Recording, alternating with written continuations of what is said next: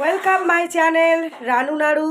আজ মানে শুভ মকর সংক্রান্তি, সব ঘরে ঘরেই পিঠে হচ্ছে, তো আমরাই বা এর মধ্যেই পড়ি। তো আমরাও কিছু পাটিসাপটা করবো বলে জোগাড়জাত করেছি।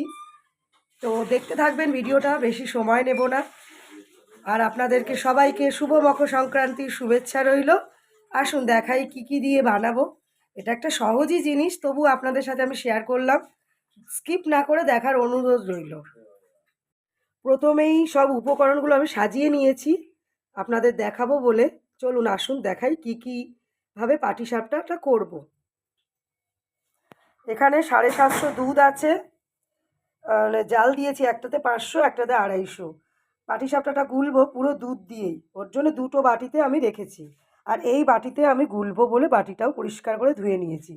এখানে 500 মাখা সন্দেশ আছে, আমাদের নারকেল খায় না, তার জন্য আমরা মাখা সন্দেশ। আর 500-তে মাখা সন্দেশে পাটিসাপটা যদি কুলিয়ে যায় তো কটা সিদ্ধ পিঠেও করব।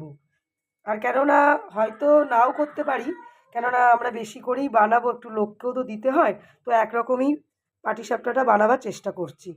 এখানে চিনি, 1 কাপ সুজি, বেশি সুজি দেব না, শক্ত হয়ে যায়, ভেঙে যায় উল্টাতে গেলে। পরিমাণ মতন নুন দেব। আর এখানে আছে ময়দা পরিমাণ মতন। আর এটা হলো চালের গুঁড়োর প্যাকেট।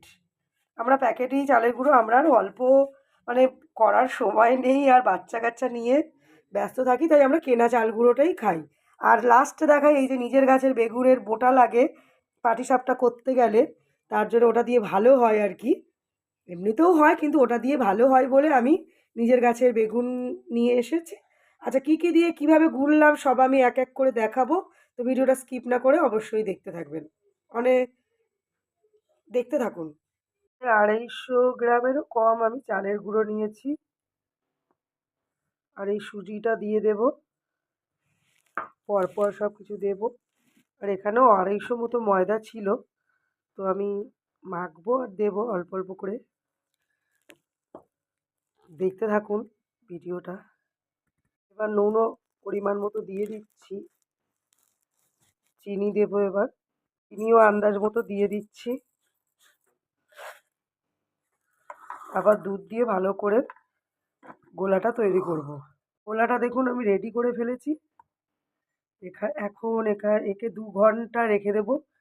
চালের গুঁড়ো তো একটু ভিজে ফুলে যাবে, তাহলে সফট হবে খেতে। সব সুন্দর করে, কি সুন্দর মানে গোলাটা তৈরি হয়েছে দেখুন। ব্যাটার যেটা বলে পাটিসাপটার জন্যে তৈরি করে ফেলেছি। 500 মিষ্টি মনে হচ্ছে শুধু পাটিসাপটাতেই লেগে যাবে। দেখতে থাকি কত দূর কী হয়। তো স্কিপ করবেন না, ভিডিওটা দেখতে থাকবেন।